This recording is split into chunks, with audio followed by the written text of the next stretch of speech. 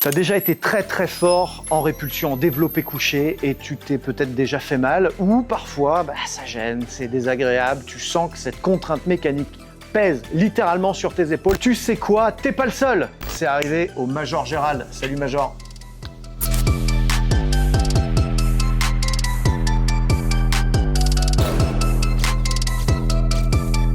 Il a eu des problèmes d'épaule, il va nous expliquer d'où ils sont venus des cervicales, il va nous expliquer comment il a géré ça, comment il a fait face à cette mésaventure.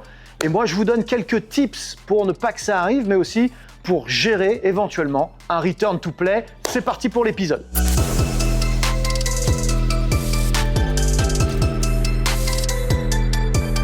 Avant de démarrer, vous partagez, vous commentez, vous abonnez chez Aurélien. Bonjour à tous. Et effectivement, j'étais pas très fort en développé couché, mais j'étais... Excuse-moi, 155 kilos pour combien de poids de corps? 85 kilos, 86 non, kilos? Je faisais 90 presque à ce moment-là. C'est quand même pas mal. Tu rentres dans la catégorie des forts. Je faisais 4 x 8 à 100, 6 x 6 à 100, ça passait assez facilement. Et donc j'ai une névralgie cervico-brachiale, où j'ai perdu beaucoup de force dans le bras droit, donc pour un droitier problématique. Et j'ai vraiment chuté en développé couché. Je m'entraînais pour mes séances classiques, un peu mixées sport de combat, muscu, et dans la séance, je faisais 4 x 6 répétitions à 100 kg, avec 2 minutes 30 de récupération. Et quasiment du jour au lendemain, j'arrive à la 3e série, et la 4e répétition, je suis en train de souffrir, et la 5e passe pas. Et là, qu'est-ce qui m'arrive? Donc je récupère les 2,30, je rebascule à la 4e série, et là, la 4e, je peine, la 5e passe pas. Mais bon, j'ai mis ça sur le compte du surentraînement. À l'époque, je m'entraînais beaucoup, je faisais du grappling, je continuais à boxer, les activités militaires, etc. Je vais voir quand même les médecins, je vois, j'ai une baisse de force. Et là, donc à ce moment-là, j'avais 48 ans passés. Et puis, 48 ans, Pépé, faut accepter, hein, c'est comme ça, c'est l'âge. Hein. Mais arrêtez avec mon âge. Je voyais même au grimper de cordes, je montais les cordes, mais chronométriquement, c'était pas les mêmes chronos. Qu'est-ce qui se passe? Et un jour, j'ai des fourmis dans le bras. Au début, quand j'ai eu les fourmis, je pensais pas trop à un problème neuromusculaire, hein, je continuais mes activités et tout. Et un jour, j'étais avec des haltères au biceps en curl comme ça. Et puis pas lourd, hein, j'étais avec 16 kilos. Et d'un coup, le bras droit qui monte pas. Ouais, j'ai là, on n'y est pas là. Là, il y a alerte. Et donc, je retourne dans le visage, voilà, j'ai des fourmis dans le bras, j'ai moins de force. Donc là, les yeux, j'ai vu les yeux du médecin. Je me dis, ok, IRM de suite. Et l'IRM a été marquante, quoi. Beaucoup plus clair. De l'arthrose qui comprimait les nerfs. Donc, et là, il m'a dit, bon, au niveau médical, on ne fait plus rien, on vous envoie en neurochirurgie. Il dit, vous êtes sûr, vous n'avez pas de douleur au cervical parce que vous avez quand même beaucoup d'arthrose. Et ça, normalement, vous n'avez pas de douleur au cervical. C'est symptomatique. Tu dois avoir des douleurs si tu as de l'arthrose. Non, moi j'ai un harnais, je travaille la nuque comme ça. Ah ouais, t'étais tellement musclé du coup que... C'est ce qu'ils ont pensé, peut-être le muscle contenu, donc ils ont dit, bon, on verra. Et de discussion en discussion, comme ça, je tombe sur un colonel réserviste avec tout mon rapport, il me dit attendez, moi j'ai un ami, un réserviste aussi, colonel, médecin anesthésiste, et lui il me dit bon écoutez, bougez pas, je vous prends un rendez-vous. Et il m'envoie à l'hôpital Clerval à Marseille, et Clerval, c'est les numéros 1 de la neurochirurgie en France. Okay. Et là j'arrive chez un médecin, donc il y a un service, c'est un pont là-bas, et c'est le service du docteur Graziani, et on m'envoie chez le docteur Ferracci, très très bien. Il regarde mon IRM, les clichés, il prend au moins plusieurs bonnes minutes, moi ça me paraissait interminable, il se retourne vers moi, il me dit monsieur, dans votre cas, l'opération ne peut qu'améliorer votre état. Premier discours, j'entendais comme ça. Donc un premier médecin qui est pour l'opération. Là, il dit, le mot est lâché, ça va vous changer la vie si on vous opère. Il me dit, ça peut qu'améliorer votre état. Maintenant, vous n'êtes pas dans une obligation de vous faire opérer parce que vous n'avez pas de douleur au quotidien. Il m'a dit, normalement, avec la quantité d'arthrose que vous avez, les gens sont bloqués de la nuque, du bras, ils ont des maux de tête, vous n'avez pas ces symptômes-là, donc vous n'êtes pas dans l'obligation d'opération. Il m'a dit, maintenant, votre vie athlétique, vous ne reprendrez jamais le niveau d'avant si vous ne faites pas opérer. Vous pouvez maintenir dans l'état où vous êtes vos qualités, en sachant que l'arthrose est appelée à évoluer, vous pouvez encore régresser. J'avais le cœur à 2000. Là. Ça, c'était septembre 2022, et donc par rapport à mon planning et tout, on prévoit l'opération fin décembre. Entre-temps, je continue mes activités, en sprintant, je me fais un claquage à la cuisse, et je retourne 6 semaines après pour faire l'échographie de contrôle. Le médecin sportif qui me connaissait, il me dit alors comment ça va? Je dis je me fais opérer fin décembre. Ça, c'était début décembre. Je me fais opérer fin décembre. Il me dit ah bon et tout, et il me dit comment ça va? Alors ça allait mieux, j'avais repris un peu de force, je levais un peu plus lourd, un peu de volume et tout. Et là, il me dit, attendez, vous êtes en phase ascensionnelle, il ne faut pas opérer. Pourquoi? Il me dit, non, parce que quand ça va mieux, il faut attendre, il faut voir comment ça évolue, attendez. Donc du coup, j'annule l'opération, donc janvier, février passe, etc. Et mars, avril, chute libre. Des fourmis en permanence dans le bras. En fait, j'étais à l'ordinateur comme ça, Et dans le biceps, j'ai l'impression qu'il y avait un troupeau qui passait. J'étais obligé de secouer le bras pour décontracter. En voiture, sur l'autoroute, pareil, il fallait que je secoue le bras pour décontracter. Des fourmis en permanence. Et là, la fonte musculaire, quasi du jour au lendemain, je perdais du volume. Au mois de mai, je reprends rendez-vous chez le neurochirurgien. Et juin 2023, on a opéré. Donc j'ai eu 2 arthrodèses. Il a ouvert devant. Pour avoir accès au nerf, il saute les disques intervertébraux, il gratte l'arthrose. Et là, il vient de remplacer par ce qu'on appelle l'arthrodèse, donc un faux disque qu'on vient visser dans la vertèbre après. Donc 2 vis en haut, 2 vis en bas. Donc au total, j'ai 2 arthrodèses et 8 vis. Donc là c'est parti, on t'opère, donc fatalement il y a quand même un petit prix à payer. T'as perdu quoi dans la bataille? De la mobilité, de la force, un peu les deux? Bah en fait, au niveau du cou, un petit peu de mobilité, mais je suis pas sûr, parce que j'ai jamais été très souple du cou non plus, mais je bouge normalement. Et par contre, en force dans le cou, j'ai rien perdu. Parce que là, avec le harnais, je mets 40 kg, j'ai l'impression que j'ai 2 oranges sur la tête, c'est rien du tout. Alors j'en fais beaucoup moins, je travaille beaucoup moins la force, parce que maintenant, comme il y a 2 vertèbres qui sont fixées, soudées, donc il y a moins de mobilité, donc j'en fais moins, et surtout pour pas déclencher plus d'arthrose. Donc avant, je m'entraînais le cou 2 fois par semaine.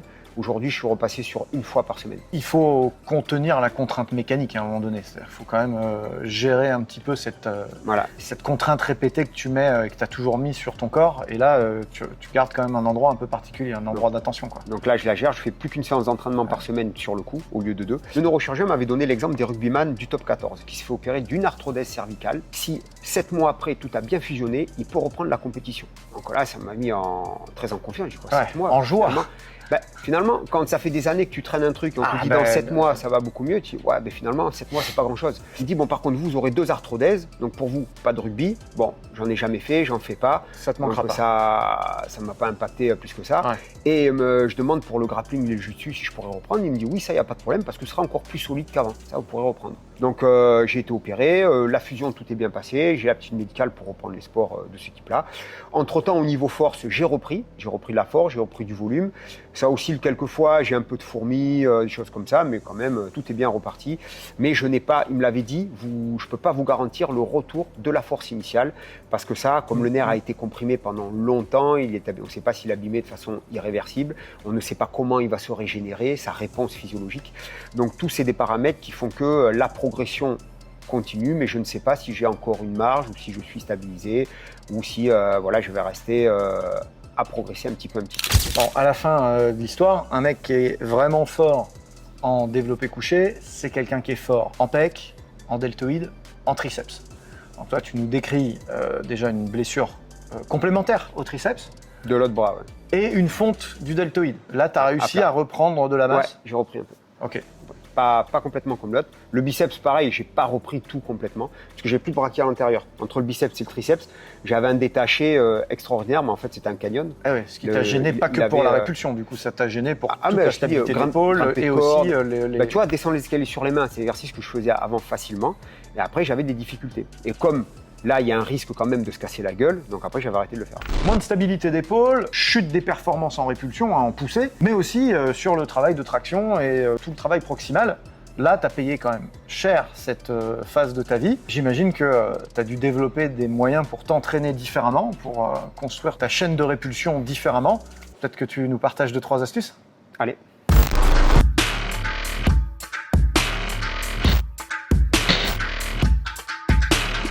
J'ai jamais vu un élastique aussi. Non, vas-y, fais. J'ai jamais vu une élastique aussi. Ah non, c'est un élastique. Parce que c'est une fille pour toi? Ah, c'est les rouges, c'est des femelles, et les jaunes, c'est des mâles. Alors si on a envie que ce soit une élastique, ben, ce sera comme ça. Dites-nous en commentaire si vous êtes d'accord. Hop. Sinon, en fait, un nœud très très célèbre en escalade et dans tous les travaux, c'est le nœud tête d'alouette. Et ça, c'est un ou une tête d'alouette? Une tête d'alouette. Une tête d'alouette. Mais c'est le nœud tête d'alouette. Ok. Donc j'ai arrêté les tractions et là j'ai effectué les tirages, verticaux ou horizontaux. Voilà. Et tu peux le travailler également en unilatéral, donc d'un seul bras en fonction de la résistance de l'élastique. Ce qui permettait d'entretenir les qualités et ensuite de développer quand j'ai pris un peu plus de force. Ça nous rappelle un truc super important, c'est que le travail au poids du corps, contrairement à ce qu'on nous vend souvent dans plein de disciplines sportives ou parfois en cours à l'école, c'est pas facile en fait, c'est pas plus facile. Il n'y a pas le renforcement au poids du corps et la musculation. En fait, le renforcement au poids du corps, c'est un niveau de charge qui répond à un niveau de force. Si tu es très entraîné, donc plutôt balèze, et qu'en même temps tu es fragilisé par une blessure, donc plutôt faible, lourd, lourd et faible, et ben tu te retrouves avec une charge très importante, trop importante pour tes capacités. Et donc l'élastique, c'est un des moyens de travailler sur une charge un peu plus modérée. Et puis toujours au préalable, s'échauffer, mobiliser les articulations, mobiliser les membres qui vont être sollicités pour le travail. C'est très très important parce que ça permet de mettre l'ensemble de tous les tissus prêts à l'effort. Je te montre un exercice à l'élastique que j'adore moi aussi et qui permet justement de gérer un poids de corps différent. Ce que tu vas pouvoir faire, c'est par exemple des pompes allégées grâce à un élastique qui va être placé ici juste au-dessus de toi. Tu ne places pas au niveau de la poitrine? En ancrage génital. Alors pourquoi c'est une bonne question. Pourquoi je l'accroche ici? Parce que peut-être qu'on a des auditrices aussi. Et du coup, au niveau de la poitrine, c'est hyper gênant de le mettre direct comme ça. Okay. Donc pour les mecs, on s'emmerde pas, clac, on le met là. Et donc forcément, je vais avoir ici une décharge de mon poids de corps sur ma pompe. Alors, comment tu faisais toi? Donc là, je bascule au sol. Ah bah oui. Ah bah, et hop, en décharge complète. T'as vu, ça appelle à la connerie. Ça appelle à faire des conneries, ça. Ouais.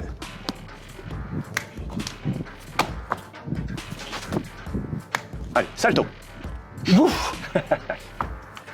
Ça a été un excellent complément de travail pour les militaires. Parce qu'en déplacement, en mission, en opération, n'importe où. Dans le sac, tu t'entraînes n'importe où, au milieu du désert. En poids, c'est dérisoire. En volume, donc ça, en volume, que dalle. Donc vraiment... Et puis, une charge un peu complémentaire, parce que on a plusieurs types de charges auxquelles on est confronté dans la vraie vie. Par exemple, vous avez les charges inertielles et puis les charges élastiques. Une charge inertielle, c'est typiquement un poids, un haltère, un kettlebell. Vous le prenez, plus vous créez du mouvement, plus c'est facile. Donc, la fin du curl, en gros, avec un haltère court, c'est plus facile que le début du curl. À l'élastique, c'est l'inverse. Tu as la tension permanente. Et croissante, en fait. C'est-à-dire qu'on se retrouve à augmenter la difficulté de l'exercice à mesure que je progresse. Et donc, à la fin de l'exercice, c'est plus difficile. Donc ça permet de travailler tous les angles utiles du muscle différemment. Et ben, c'est clairement un bon moyen d'être fort sur tous les angles du mouvement.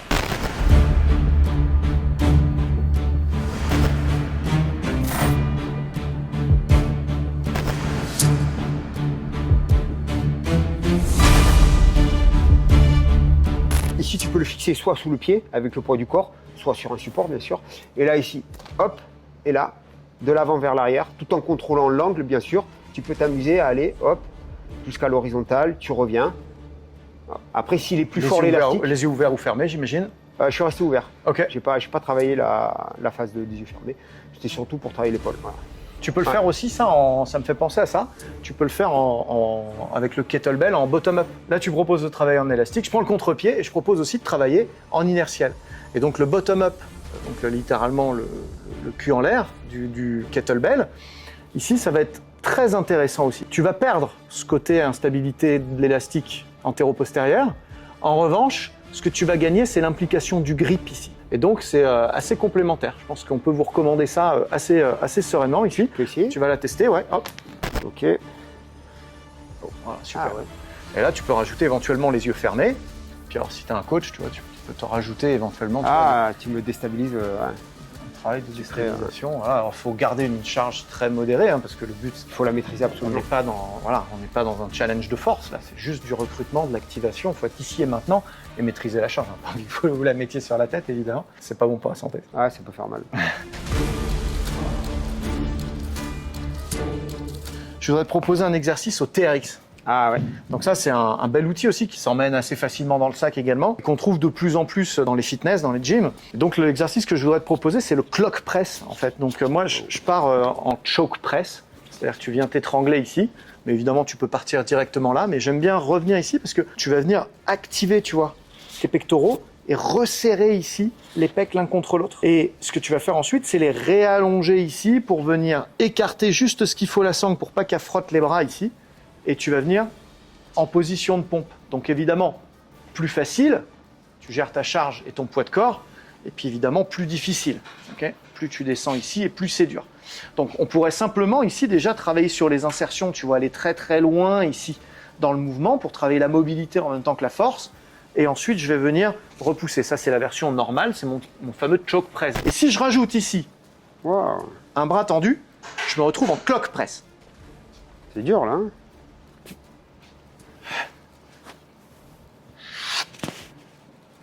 Et là, on se rend compte, donc quelqu'un qui serait vraiment très très faible ou peu entraîné ou ou qui est blessé, voilà. Plus tu te redresses, plus c'est facile. tu te redresses exactement, et puis tu peux carrément même être en fente ici, hein, et t'aider complètement avec la jambe, tu vois, pour vraiment apprendre le mouvement.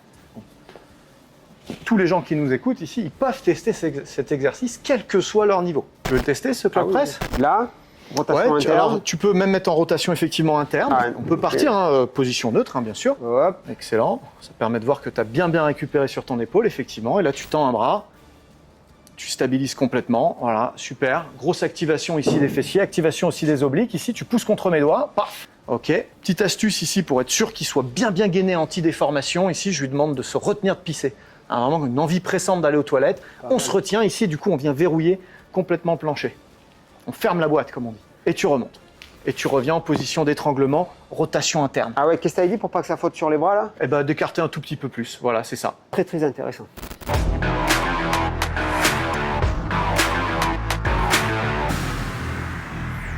Alors, il y a un autre exo que je voudrais vraiment partager avec toi. C'est mon exercice préféré de répulsion. C'est mon exercice préféré de la chaîne antérieure des bras. C'est vrai que le développé couché, c'est pas l'exercice ultime pour la mobilité d'épaule, mais c'est le meilleur moyen de devenir très fort en poussée, on le sait. Donc il faut passer par là. En revanche, si on veut économiser un peu l'épaule, il y a des beaux exercices, beaucoup moins exposés pour l'articulation.